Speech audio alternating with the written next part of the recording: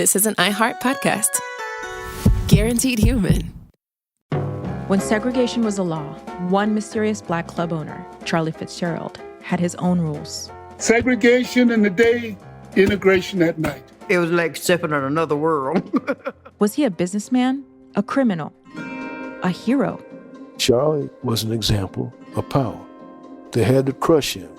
Charlie's Place, from Atlas Obscura and Visit Myrtle Beach. Listen to Charlie's Place on the iHeartRadio app, Apple Podcasts, or wherever you get your podcasts. Hey everyone, it's Emily Simpson and Shane Simpson from the Legally Brunette podcast. Each week, we're bringing you true crime through a legal lens. Whether you want all the facts on the disappearance of Nancy Guthrie, or you still need to wrap your head around the Diddy verdict, we're breaking it all down step by step. And we're not just lawyers, we're also husband and wife. It makes for some pretty entertaining episodes. Listen to Legally Brunette on the iHeartRadio app, Apple Podcasts, or wherever you get your podcasts. Hello, it's me, Anna Sinfield, the host of The Girlfriends. I'm back with more one-off interviews with some truly kick-ass women on The Girlfriends Spotlight. I'm going to climb this. Is badness hereditary? Let's see how we can stop killing. I'm not too intimidated by her. What are you talking about? Listen to The Girlfriend Spotlight on the iHeartRadio app, Apple Podcasts, or wherever you get your podcasts.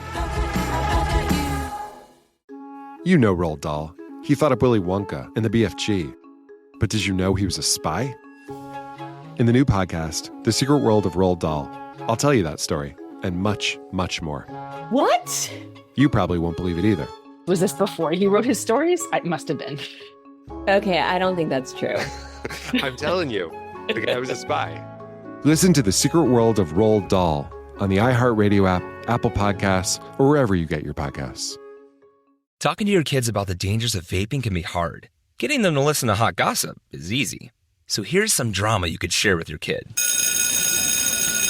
Dude, did you hear about Cassie and Jake? No, but did you hear that vaping can cause irreversible lung damage and nicotine affects brain development?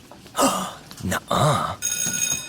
You don't need to gossip if you want to have an open conversation about vaping. So if you want to get tips on when and how to talk to your kids, visit talkaboutvaping.org. Brought to you by the American Lung Association and the Ad Council. Cool Zone Media.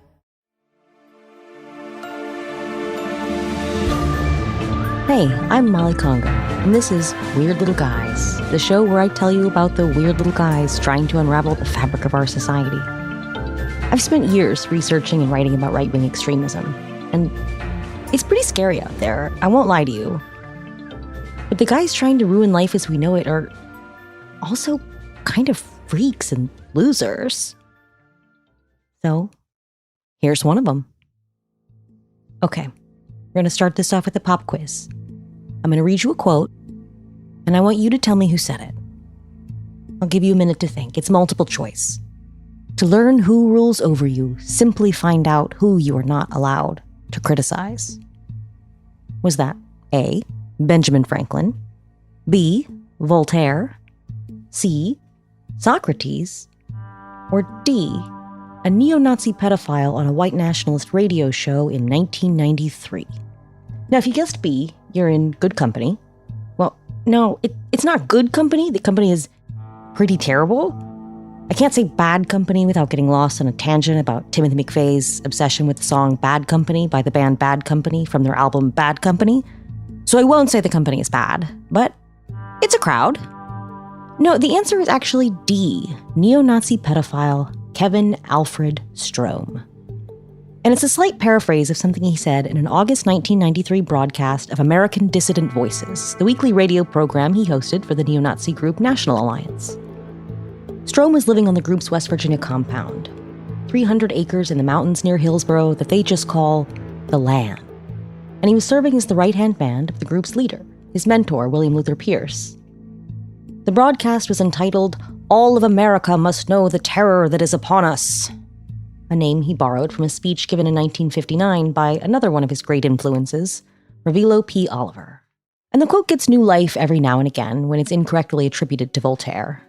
In the era of public discourse about whether wearing a mask was truly the most vile form of tyranny, It made the rounds as COVID deniers pushed back against public health guidelines. Like in January of 2022, when Kentucky Congressman Thomas Massie posted, "You mustn't question Fauci, for he is science," accompanied by an image of the quote, and it was sort of laid over an image. I guess that's just a meme, right? Words on a picture. The picture was of a large disembodied hand pushing down on tiny little people that it was squishing. That original image is actually an anti-child labor political cartoon from 1912. If you look at the uncropped version of the original picture, the sleeve has child labor employer written on it. You know, they used to label everything in a political cartoon. Ben Garrison didn't invent that. Australian Senator Cory Bernardi tweeted the quote back in 2015. Contemporaneous reporting doesn't give me any insight into exactly who he felt he was being prevented from criticizing, but there was an article in The Guardian that same week about his belief that Australia should not admit any Syrian refugees because they might be terrorists. So I guess he felt he was being oppressed by refugees. But whatever it was about, he responded by not just deleting that tweet, but all of his tweets, and he did not tweet again for a while. Elon Musk has, unsurprisingly, done it at least twice. In November of 2022, Musk posted that he was so committed to free speech that he would not ban the account that was posting information about his private plane. He did actually ban the account a month later, but a user with a Doge meme profile picture replied to that tweet, "So you don't rule over us, but for us. Much wow," accompanied by that same image that Thomas Massie posted, the big hand squishing the little people with the text of the quote. And Musk replied to the Doge meme guy, "That is my goal." After hundreds of commenters immediately pointed out that he was agreeing with a quote from a neo-Nazi, he deleted the reply without addressing it. 6 months later, he tweeted the exact same picture. It was a screenshot from a meme page, so it was the exact same image bearing the quote, but the text underneath it showed someone had written, "We need to rise up against children with leukemia." I guess the joke there is that you aren't allowed to criticize kids with cancer. That one's still up. I guess he thought that was funny. And maybe it does kind of sound like something Voltaire could have said. You know, he was not a huge fan of the Jews either. But we don't exactly know where the original misattribution to the French philosopher comes from. American etymologist Barry Popick wrote on his blog in 2012 that the quote seemed to appear kind of out of nowhere, with multiple quote of the day websites featuring it in 2012, all attributing it to Voltaire. The oldest attribution to Voltaire that Popick could find, super weird, was a 2007 post by a user named Suzanne on a forum for miniature horse breeders. But I think that has more to do with sort of the rickety architecture of the early internet than it is evidence that Suzanne and the mini horse ladies are anti-Semites, right? That we don't really have the ability to Google a lot of that sort of early internet posting, Usenet forums and things like that weren't indexing to Google, so I don't think it came from the mini horse ladies. But I will admit I spent half an afternoon digging through 20-year-old forum posts about miniature horse pedigrees, trying to sniff out secret Nazis. I didn't find any. Mostly I just discovered that some people buy the little shoes at Build-A-Bear Workshop for their miniature horses because they fit perfectly and they're cheaper than the little sneakers they make for horses. So if you need a little extra traction if you're taking a miniature horse inside, you could put teddy bear sneakers on him. But whoever started it, I find it hard to believe that the original misattribution was innocent.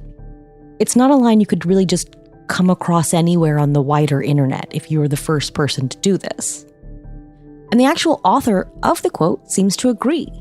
In 2017, Kevin Strom addressed the issue, writing in a post on the website for the neo-Nazi organization National Alliance, "Whoever hijacked my quote and put it over Voltaire's signature liked what I was saying. He understood my point. He understood that our secret rulers brook no criticism of themselves or their agenda without exacting punishment. He wanted to use the quote, but he didn't dare attribute it correctly. He didn't dare make his point with a quote from a known racist or anti-Semite, those are in scare quotes, no matter how good the quote was. He didn't dare follow my thoughts with my name. If he did, he'd be attacked as being racist himself. There might be personal or professional consequences, so he took my idea and put it in the mouth of Voltaire. Funny thing is, Voltaire, free thinker and honest observer as he was, is as much of a racist and anti-Semite as I am.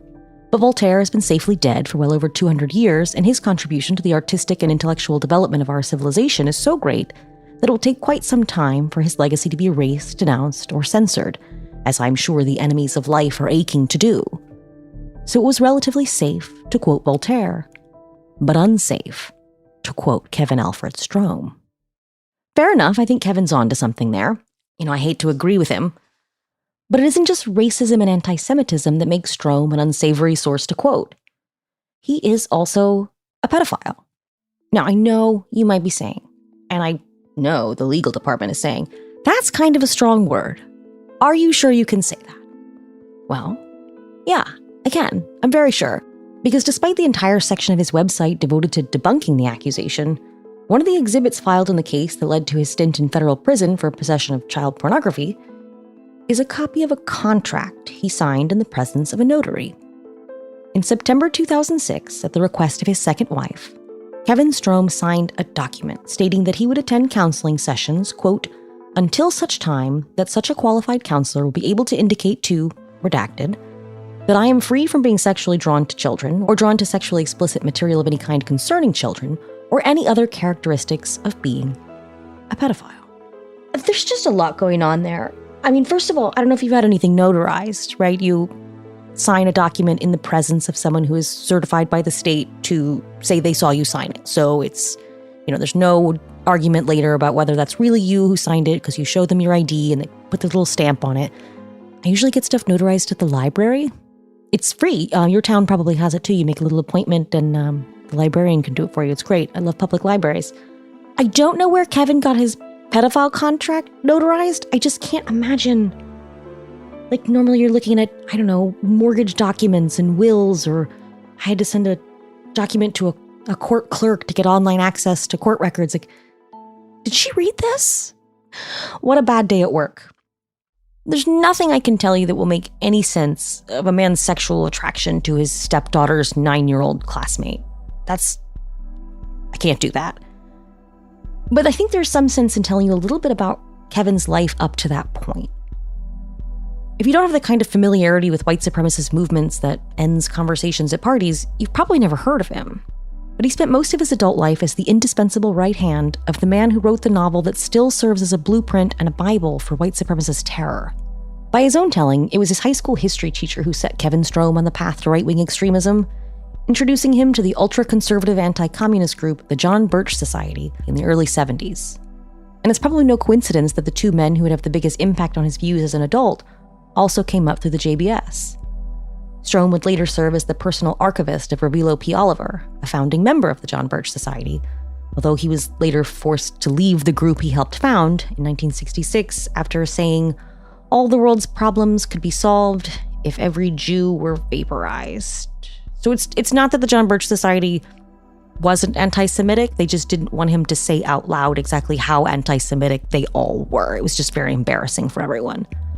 And William Luther Pierce, the man whose Nazi compound Strom lived and worked on for years, joined the American Nazi Party after deciding the John Birch Society just wasn't racist enough for him. It was a place for people who hated communism to share ideas, and a lot of those ideas were about how Black and Jewish people were actually to blame. And it was at a John Birch Society meeting sometime in the late 70s when Strom first encountered members of the newly formed National Alliance. William Luther Pierce founded National Alliance in 1974. After American Nazi Party leader George Lincoln Rockwell was shot in a laundromat parking lot by a former follower in 1967, Pierce had a brief stint in the National Socialist White People's Party. That's kind of a mouthful. That's just a different Nazi party. Before joining up with Willis Carto to lead the National Youth Alliance.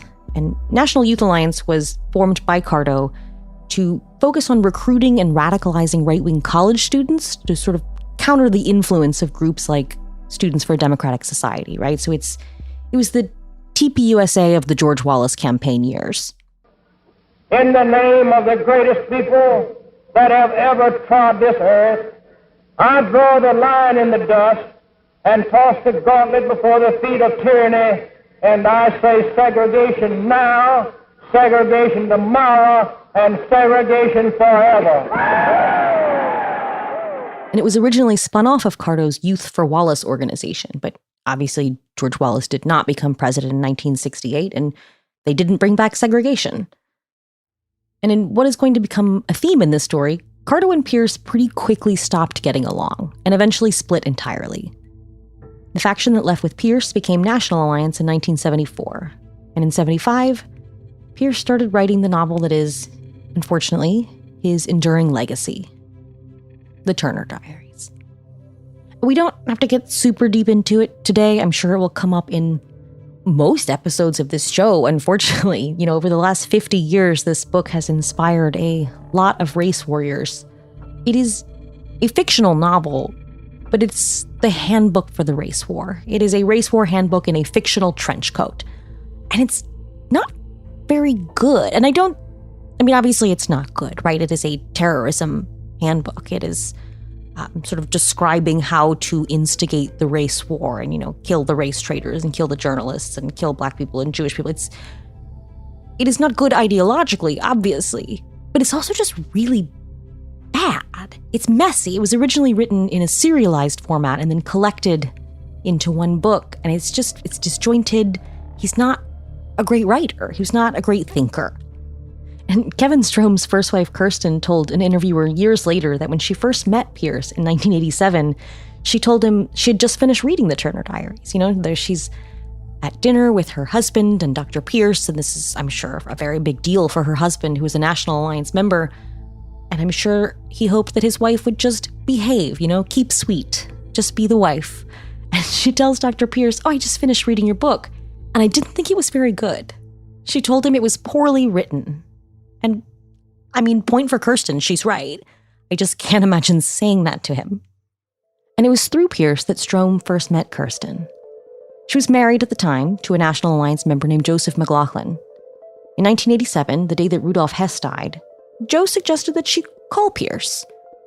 So I wish I could be a fly on the wall on this afternoon. He says to his young wife, I've just heard that the deputy Führer died. We should call the leader of the Nazi cult that I'm in and offer our condolences.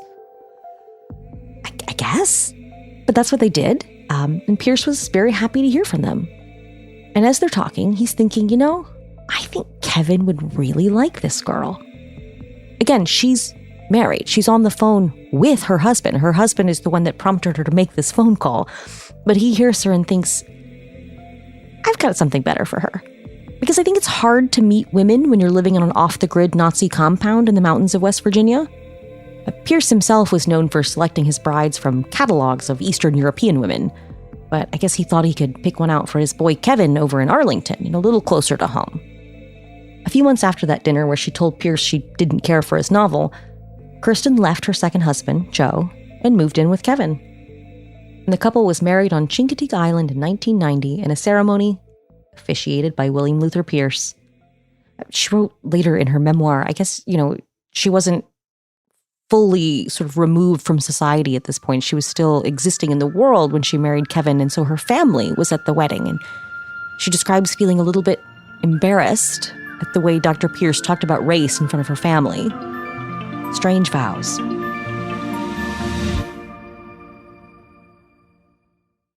Segregation in the day, integration at night. When segregation was the law, one mysterious Black club owner had his own rules. We didn't worry about what went on outside. It was like stepping in another world. Inside Charlie's place, Black and white people danced together. But not everyone was happy about it. You saw the KKK? Yeah, they was dressed up in their uniform. The KKK set out to raid Charlie, take him away from here. Charlie was an example of power. They had to crush him. From Atlas Obscura, Rococo Punch, and Visit Myrtle Beach comes Charlie's Place, a story that was nearly lost to time. Until now. Listen to Charlie's Place on the iHeartRadio app, Apple Podcasts, or wherever you get your podcasts. Segregation in the day, integration at night. When segregation was the law, one mysterious Black club owner had his own rules. We didn't worry about what went on outside. It was like stepping in another world. Inside Charlie's Place, Black and white people danced together. But not everyone was happy about it.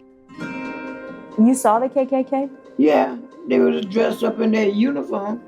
The KKK set out to raid Charlie, take him away from here. Charlie was an example of power. They had to crush him.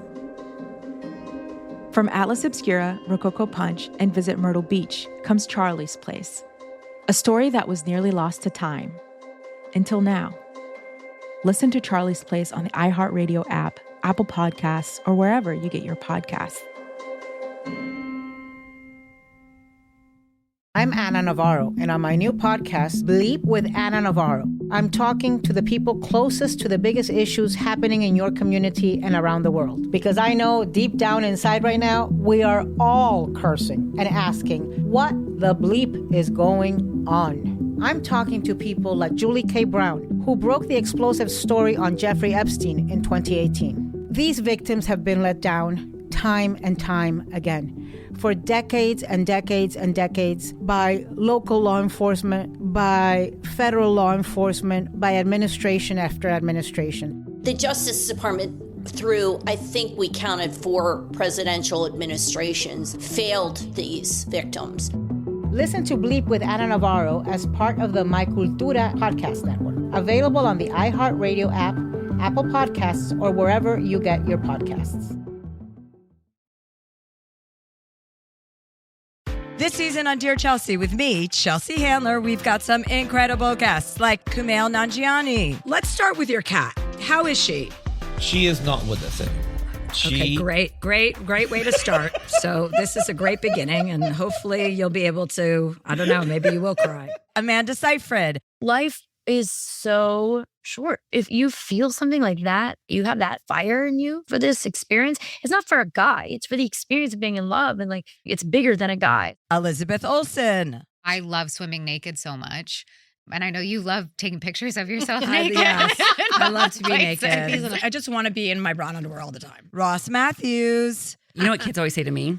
Are you a boy or a girl? Oh my God. All the That's time. So funny. I know. Love it. So I'm always like, hi. Or I try to butch it up for kids, you know, so they're not confused. Yeah, but you're butching it up is It's basically like an angry woman. It's like Doris Day. Right? No, I turn into B. Arthur. Listen to these episodes of Dear Chelsea on the iHeartRadio app, Apple Podcasts, or wherever you get your podcasts.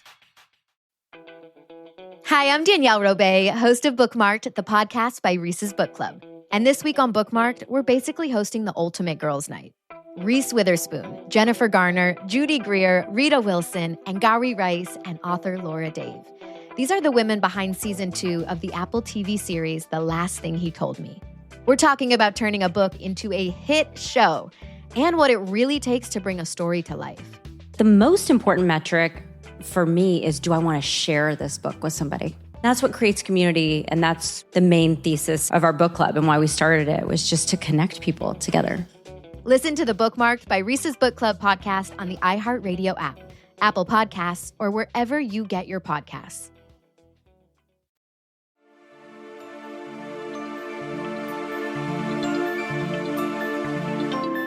And the marriage was not a happy one. That's probably not a surprise to you. Soon after the marriage, they moved out to the land. Again, that's the big compound in West Virginia, and she didn't love it there. She wasn't allowed to watch TV or read newspapers or consume any of what her husband considered Jewish-controlled media.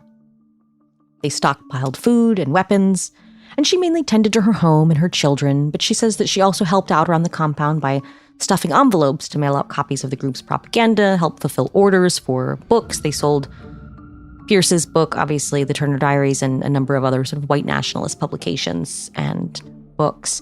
And another task that she would pitch in with was they made these sort of special waterproof PVC tubes that they would sell to members. And the purpose of the tube is to bury your guns underground so the federal government can't get them, right? So she's raising her children, she's a housewife, she's making gun tubes for preppers and mailing out copies of the terrorism manual, you know, just young mother stuff. And the paranoia on the compound was always there. I mean, why else are you living on a compound if you're not a little bit paranoid? But after Ruby Ridge in 92 and Waco in 93, it became unbearable.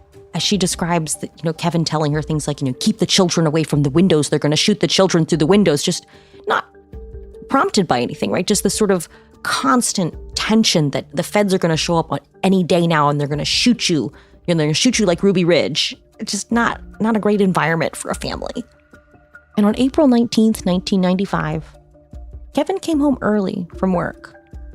And she said he never did that. He was never around. He would go off to his little workroom to make his little Nazi radio show for, dawn to dusk every day. He never came home early. But on April 19th, 1995, he did. I don't know if that date means anything to normal people. It was the day of the Oklahoma City bombing. And when he came home from work that day, on April 19th, he didn't know yet. It hadn't hit the news yet what the police found with Timothy McVeigh in the car. When he was arrested, he had his favorite passages from the Turner Diaries on the car seat next to him. But he did know that the bomber had called the National Alliance office just before detonating the bomb that killed 200 people. Kirsten writes in her memoir that Kevin came home early from work again the next day, April 20th, 1995. Came home in a hurry, and he started packing up boxes and boxes of documents and tapes and papers and reel-to-reel recordings of his pirate radio broadcast, Voice of Tomorrow, and all of his QSL cards. If you're a ham radio guy, don't come for me. I'm going to do my best here. QSL cards are mostly a thing of the past now that we have the internet, but they were these sort of postcards that ham radio enthusiasts and people in the pirate radio community would send through the mail to exchange information about signal quality and strength. So you'd write, I am in this location, I was listening to this broadcast on this date, and this was the signal quality. And in the pirate radio world, these QSL cards are real collector's items. But they're also a paper trail that the FCC would love to have. It's sort of a record of what you're listening to, who you're communicating with. And he's been, running an illegal anti-Semitic radio show for years. Anyway, those are QSL cards, I think. And Kirsten said he burned the boxes of QSL cards. So he's packing up all these documents, he's burning the cards, and then he fills the car up with these boxes of documents and tapes, and he drives several hours away to Stanton, Virginia, and drives all over town, leaving these boxes in different dumpsters in businesses, right? So I guess, in April of 1995, the Big Lots dumpster received potential evidence in the Oklahoma City bombing. Who knows? And the worst thing, really, was that it ruined Hitler's birthday, which was usually a very lively occasion on the compound. It wasn't long after the bombing that the couple moved to Rochester, Minnesota. They chose it because it was 96% white, of course. It was in Rochester where Kirsten gave birth to their third child, and it was pretty clear that she was suffering from what was probably postpartum depression. She describes an incident just weeks after giving birth when she was allowed to listen to a little bit of the radio to hear a weather report. And she caught the tail end of a news story about a young couple that killed their baby in a hotel room to cover up the fact that they'd gotten pregnant. And that's upsetting for anyone to hear, but I think if you're a brand new mother, that's overwhelming, right? So she's a new mother, she's holding her baby, she hears about a baby that died, and she starts crying. I think there's nothing more normal in the world than to cry when you hear about a dead baby, but Kevin yelled at her. He rebuked her for this, saying it was good that the baby was dead because its mother was Jewish. And it wasn't long after that she finally got up the courage to read a magazine article about the Oklahoma City bombing. She, obviously had very little access to media and was afraid to find out more about this anyway. She picked up a magazine and she's leafing through it and she sees pictures. And she told an interviewer later, I was thinking about this child being held by a fireman. It doesn't look any different than my son, and he's covered with blood. And that whole idea that there really isn't any difference, that children are children, all came to me. It all came together on that date.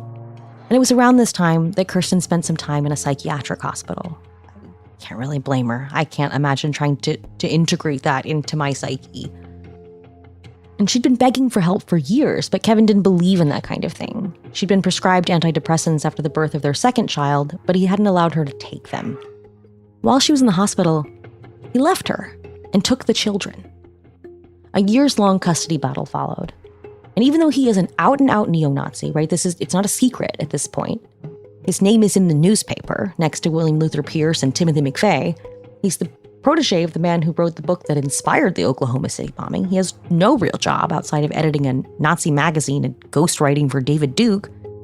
In spite of all of that, the battle ended in a draw. years in court, right? She was only able to keep fighting this custody battle because the SPLC helped her get a lawyer. And I think at some point she sold photographs that she had taken of other National Alliance members on the compound. She sold them to the SPLC for enough money to just keep trying. But shared custody. And so at the end of those 3 years in court, Kevin was already married to his second wife, Alicia.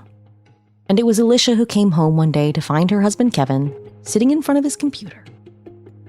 He was completely nude and fully erect. And I'm so...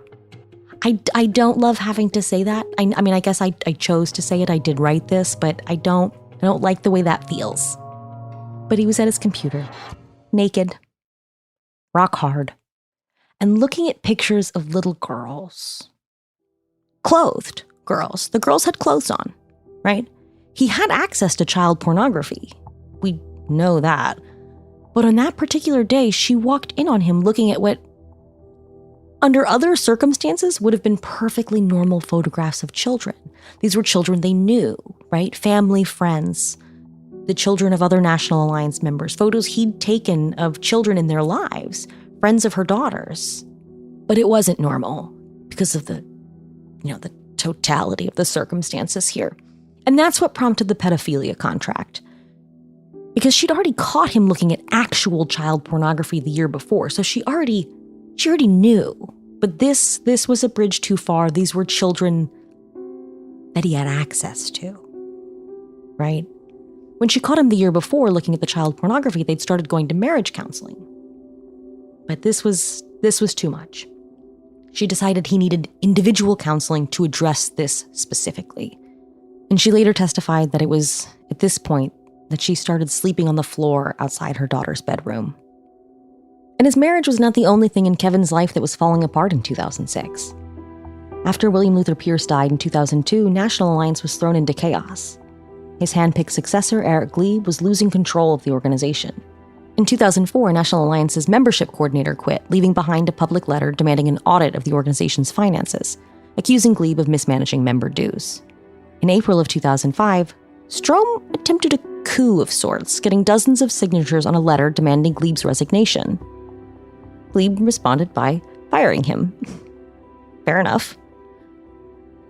But then he did actually step down just a few days after that, leaving Sean Walker in charge of National Alliance.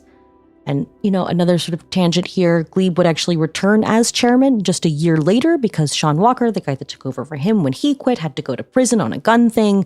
So it's really just kind of a revolving door. Nobody really knows who's in charge here. But Kevin's out. But if there's one thing these guys love, it is a splinter group. So Kevin responds to being fired from the organization he'd devoted his entire adult life to by founding his own. And he called it National Vanguard, which is the same as the publication he'd been editing for National Alliance for years. So he already was using the name National Vanguard because that was National Alliance's publication that he was in charge of. So he already owned a domain. Easy for him. And some National Alliance chapters followed him.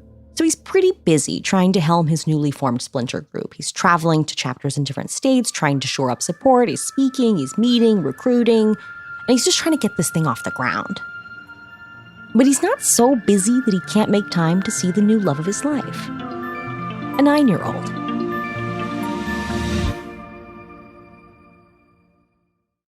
Segregation in the day, integration at night. When segregation was the law, one mysterious black club owner had his own rules. We didn't worry about what went on outside. It was like stepping in another world. Inside Charlie's place, black and white people danced together. But not everyone was happy about it. You saw the KKK? Yeah, they was dressed up in their uniform. The KKK set out to raid Charlie, take him away from here. Charlie was an example of power. They had to crush him. From Atlas Obscura, Rococo Punch, and Visit Myrtle Beach comes Charlie's Place. A story that was nearly lost to time. Until now. Listen to Charlie's Place on the iHeartRadio app, Apple Podcasts, or wherever you get your podcasts. Segregation in the day, integration at night. When segregation was the law, one mysterious black club owner had his own rules. We didn't worry about what went on outside. It was like stepping in another world. Inside Charlie's place, black and white people danced together. But not everyone was happy about it. You saw the KKK? Yeah, they was dressed up in their uniform. The KKK set out to raid Charlie, take him away from here. Charlie was an example of power. They had to crush him. From Atlas Obscura, Rococo Punch, and Visit Myrtle Beach comes Charlie's Place, a story that was nearly lost to time. Until now. Listen to Charlie's Place on the iHeartRadio app, Apple Podcasts, or wherever you get your podcasts. I'm Anna Navarro, and on my new podcast, Bleep with Anna Navarro, I'm talking to the people closest to the biggest issues happening in your community and around the world. Because I know deep down inside right now, we are all cursing and asking what the bleep is going on. I'm talking to people like Julie K. Brown, who broke the explosive story on Jeffrey Epstein in 2018. These victims have been let down time and time again. For decades and decades and decades by local law enforcement, by federal law enforcement, by administration after administration. The Justice Department, through, I think we counted 4 presidential administrations, failed these victims. Listen to Bleep with Anna Navarro as part of the My Cultura podcast network. Available on the iHeartRadio app, Apple Podcasts, or wherever you get your podcasts. This season on Dear Chelsea with me, Chelsea Handler, we've got some incredible guests like Kumail Nanjiani. Let's start with your cat. How is she? She is not with us anymore. Okay, great way to start. So this is a great beginning, and hopefully you'll be able to, I don't know, maybe you will cry. Amanda Seyfried. Life is so short. If you feel something like that, you have that fire in you for this experience. It's not for a guy. It's for the experience of being in love. And like, it's bigger than a guy. Elizabeth Olsen. I love swimming naked so much. And I know you love taking pictures of yourself naked. Yes, I love to be naked. I just want to be in my bra and underwear all the time. Ross Matthews. You know what kids always say to me? Are you a boy or a girl? Oh my God. All that's the time. So funny. I know. Love it. So I'm always like, hi. Or I try to butch it up for kids, so they're not confused. Yeah, but you're butching it up is It's basically like an angry woman. It's like Doris Day. Right? No, I turn into B. Arthur. Listen to these episodes of Dear Chelsea on the iHeartRadio app, Apple Podcasts, or wherever you get your podcasts. Hi, I'm Danielle Robay, host of Bookmarked, the podcast by Reese's Book Club. And this week on Bookmarked, we're basically hosting the ultimate girls' night. Reese Witherspoon, Jennifer Garner, Judy Greer, Rita Wilson, and Gary Rice, and author Laura Dave. These are the women behind season 2 of the Apple TV series, The Last Thing He Told Me. We're talking about turning a book into a hit show and what it really takes to bring a story to life. The most important metric for me is, do I want to share this book with somebody? That's what creates community, and that's the main thesis of our book club and why we started it, was just to connect people together. Listen to the Bookmarked by Reese's Book Club podcast on the iHeartRadio app, Apple Podcasts, or wherever you get your podcasts.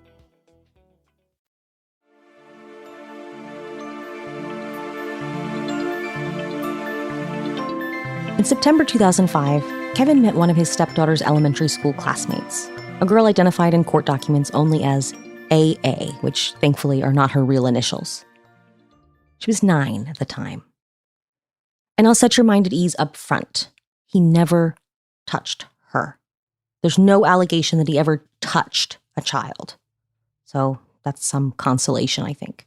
And none of the naked photos of children they found on his hard drive were of her, right? Again, there's no allegation that he ever took photos of children who were naked. He just was weird about taking photos of clothed children. But he showed up at her school so many times that her parents pulled her out of private school and sent her back to public school.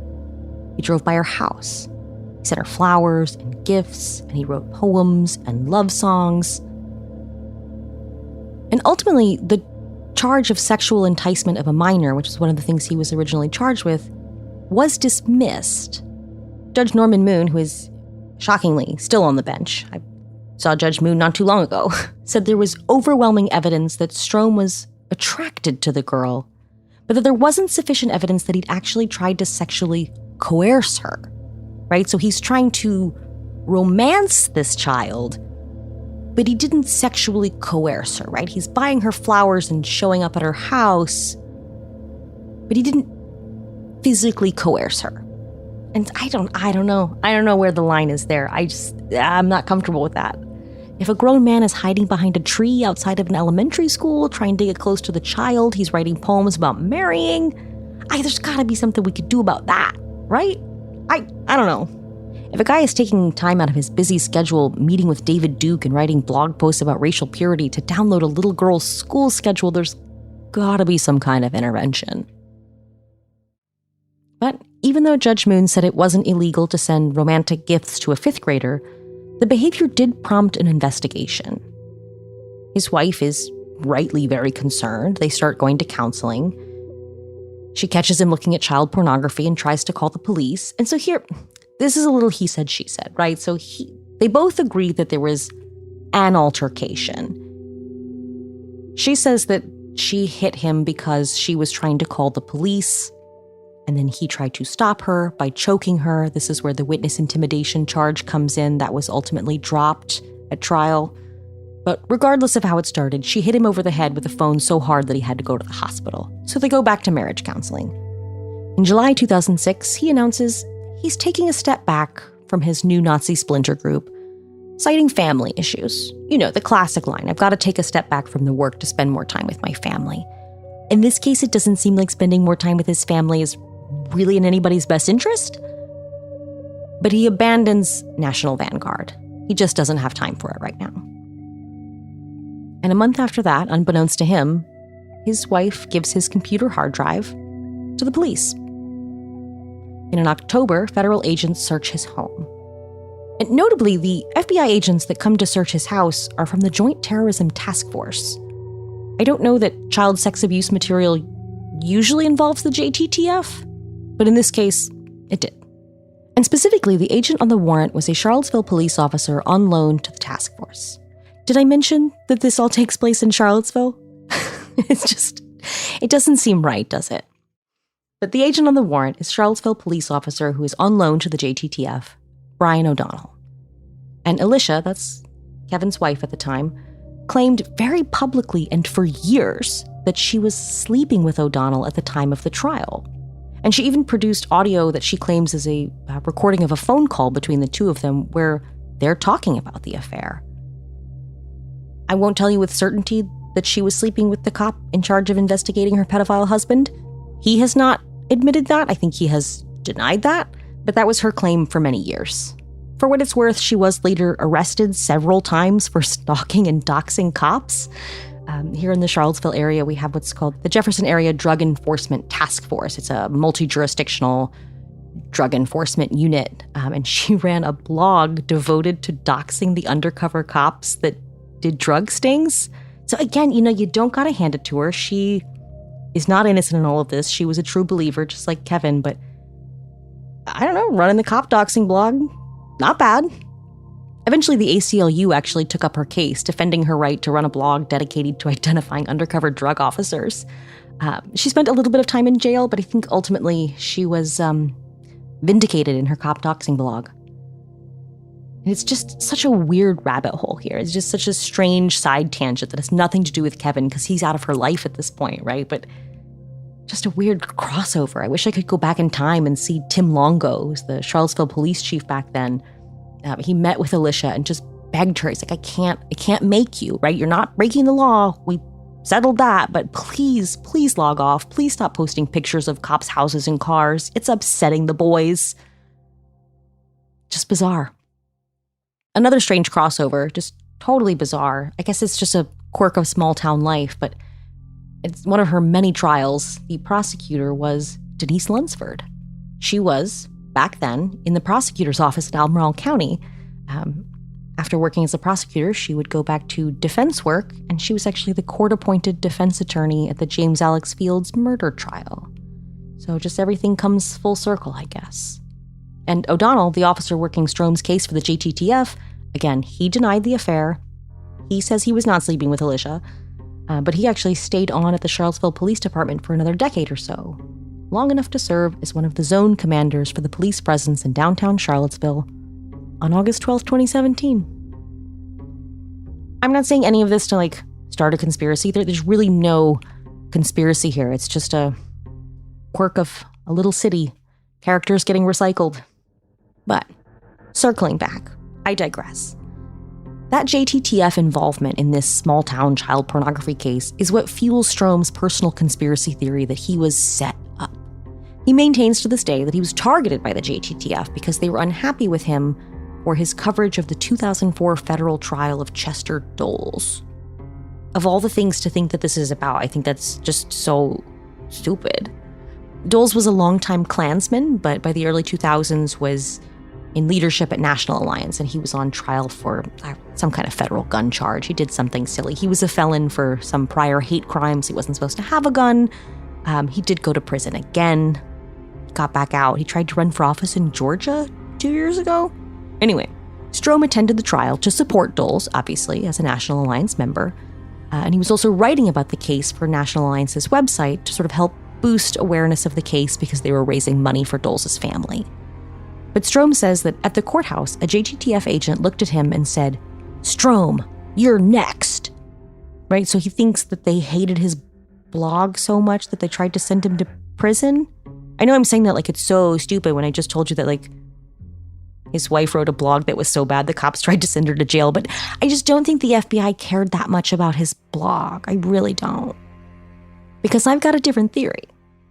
I found, buried in this mountain of documents produced pursuant to a FOIA request by DDoS Secrets founder Emma Best, an FBI memo dated April 18th, 2005.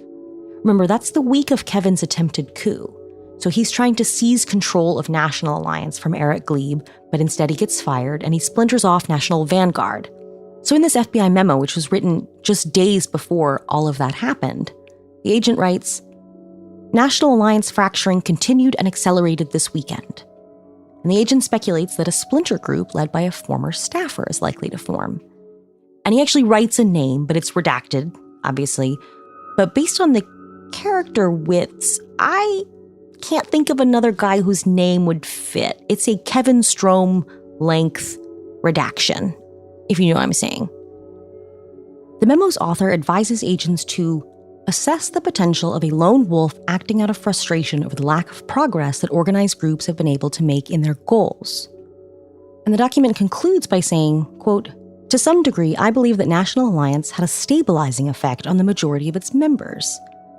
And with the growing instability of the organization, individual actions by these people will become more difficult to anticipate and certainly more difficult to cover with sources." So if you don't speak cop, right, what he's saying is that the collapse of a group that size, which had long relied on the somewhat stabilizing effect of a charismatic leader, would make it harder to infiltrate, harder to monitor, and harder to predict. And some of these guys might do terrorism, right? That if this group collapses, if they don't have the stability and the framework of a leader keeping them in line, they're gonna blow stuff up. And the FBI already had an idea about Strom, right? It was sort of an open secret for years that he was a little weird about little girls. His ex-wife Kirsten spoke to the FBI years earlier, though it's not clear what specific allegations she made about his proclivities.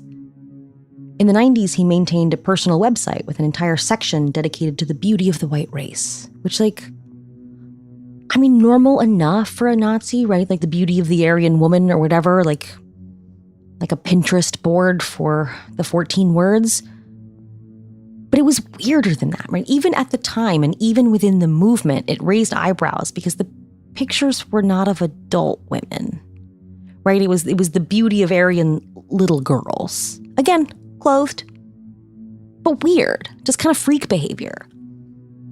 And Kirsten wrote in her memoir, which was published years before his arrest. She's not writing this after she already knows. She's writing this prior to his arrest. That during their custody battle, she actually went to the police about that section of his website. And the police agreed that it was super unsettling, but that ultimately it was not illegal because the girls were clothed. She said in an interview later that Alicia, the second wife, called her after Kevin got arrested. She said that for the first 2 years of her marriage, she tried to figure out what was wrong with her. And for the second 2 years, she tried to figure out what was wrong with him. The fact is, he wasn't interested in me either once we got married. Often when someone gets arrested for something like this, people come out of the woodwork and they say, oh, I always knew something was kind of weird about that guy. I always knew. Why didn't you say anything, first of all? But in this case, we have sources that predate his arrest, so this isn't a hindsight thing. People were saying this for years. Some posts on a white nationalist message board in 2003 discussed the photos, even. One user writes, back some years ago when Strom first came on the internet, he ran a series of pictures of young white girls, which some people found objectionable, but I did not. They weren't naked or in suggestive poses or anything like that.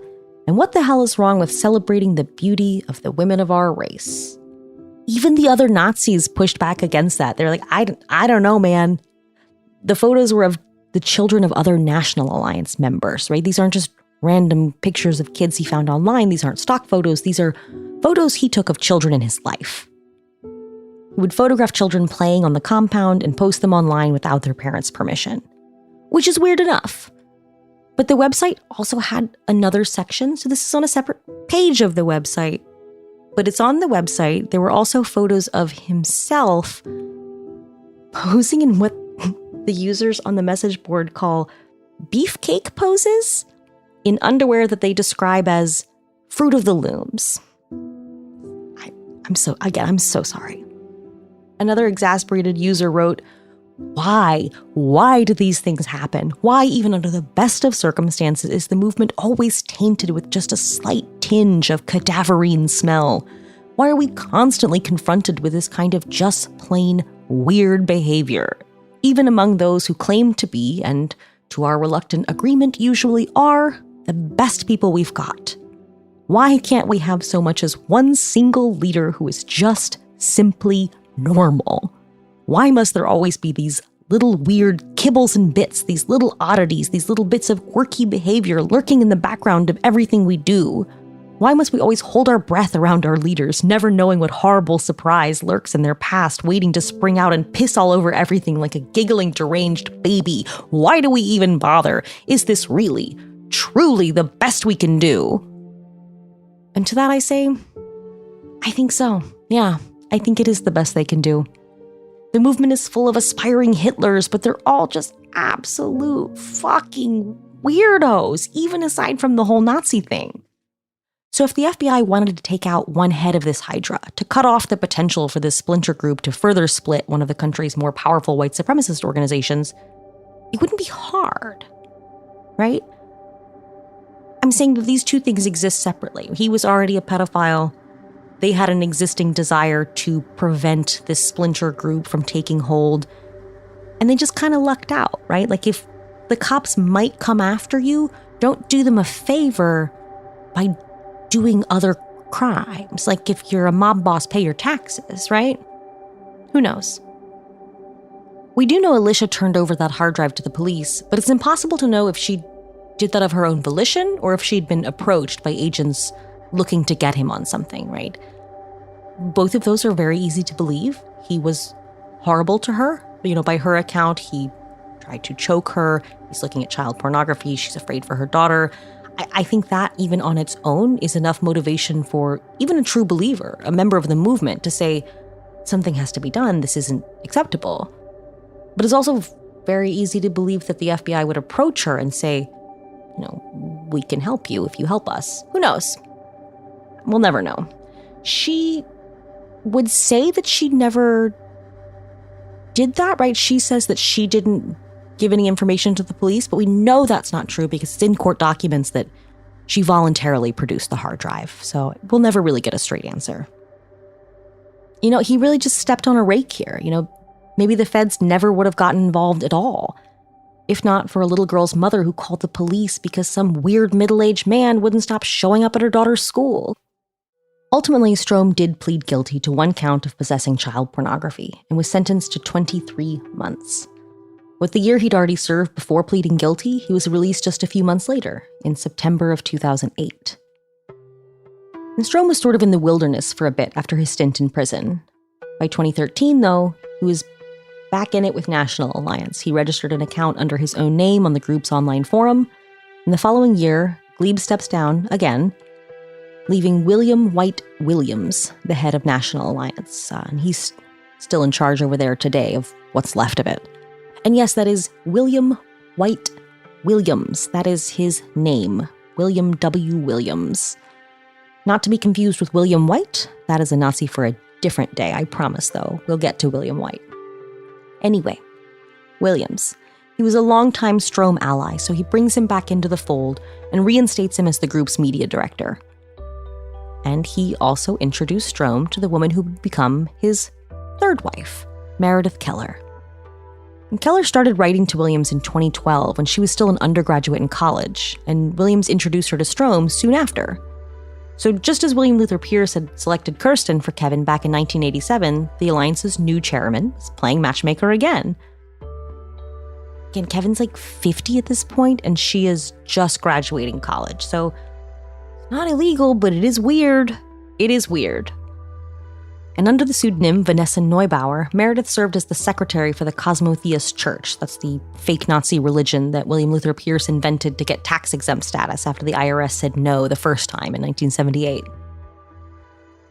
Strom's engagement to Meredith was announced in an October 2015 member newsletter, but a police report 2 months later says she called the police when he wouldn't let her leave the house when she tried to end their relationship.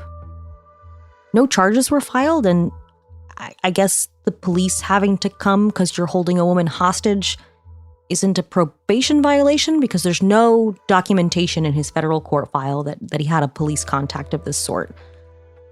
Who knows? So he didn't get in trouble, and they didn't break up.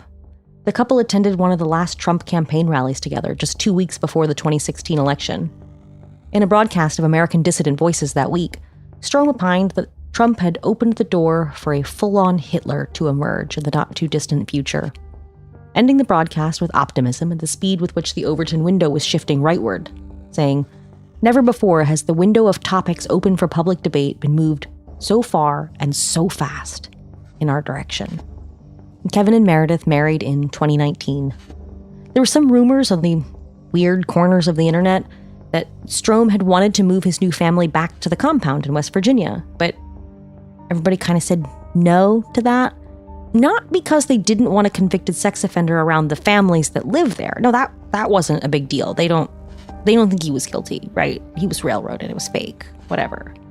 But because of his mandatory sex offender registration, that would mean that a photograph of the compound would appear on the sex offender registry website, and people weren't comfortable with that. I don't know if that's true. I guess I shouldn't repeat internet rumors, but take it with a grain of salt.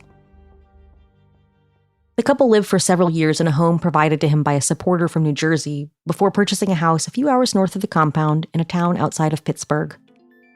She gave birth to their third child together, his sixth, last summer. As of last September, Strom is no longer under supervision and no longer appears on the sex offender registry. He and his wife appear as signatories on documents filed with the Pocahontas County Clerk in West Virginia, approving the lease of some land owned by the Cosmotheist Church to a third party in 2018. He still hosts American Dissident Voices, the weekly broadcast he started in 1991, and still posts regularly on the website of the founding neo-Nazi organization that he's given his life to. So, Voltaire didn't say it. A lifelong adherent to the teachings of one of America's most influential Nazi leaders said it from a little bunker in the mountains of West Virginia. Just a weird little guy who, according to one ex-wife, was known to disappear for hours, locked in the bathroom, eating pickles in the bathtub. Weird Little Guys is a production of Cool Zone Media. For more from Cool Zone Media, visit our website, coolzonemedia.com, or check us out on the iHeartRadio app or wherever you get your podcasts.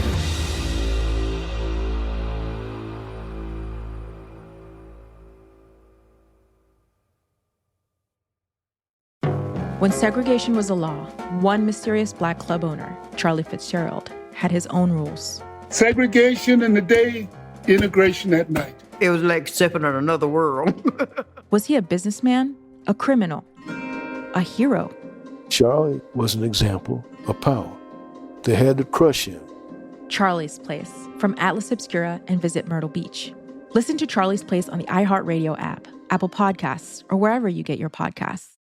Hey everyone, it's Emily Simpson and Shane Simpson from the Legally Brunette podcast. Each week, we're bringing you true crime through a legal lens. Whether you want all the facts on the disappearance of Nancy Guthrie, or you still need to wrap your head around the Diddy verdict, we're breaking it all down step by step. And we're not just lawyers, we're also husband and wife. It makes for some pretty entertaining episodes. Listen to Legally Brunette on the iHeartRadio app, Apple Podcasts, or wherever you get your podcasts. Hello, it's me, Anna Sinfield, the host of The Girlfriends. I'm back with more one-off interviews with some truly kick-ass women on The Girlfriends Spotlight. I'm going to climb this. Is badness hereditary? Let's see how we can stop killing. I'm not too intimidated by her. What are you talking about? Listen to The Girlfriend Spotlight on the iHeartRadio app, Apple Podcasts, or wherever you get your podcasts. Talking to your kids about the dangers of vaping can be hard. Getting them to listen to hot gossip is easy. So here's some drama you could share with your kid. Dude, did you hear about Cassie and Jake? No, but did you hear that vaping can cause irreversible lung damage and nicotine affects brain development? Nuh-uh. You don't need to gossip if you want to have an open conversation about vaping. So if you want to get tips on when and how to talk to your kids, visit talkaboutvaping.org. Brought to you by the American Lung Association and the Ad Council. This is Ryder Strong, and I have a new podcast called The Red Weather. In 1995, my neighbor, Anna Trainer, disappeared from a commune. It was nature and trees and praying and drugs.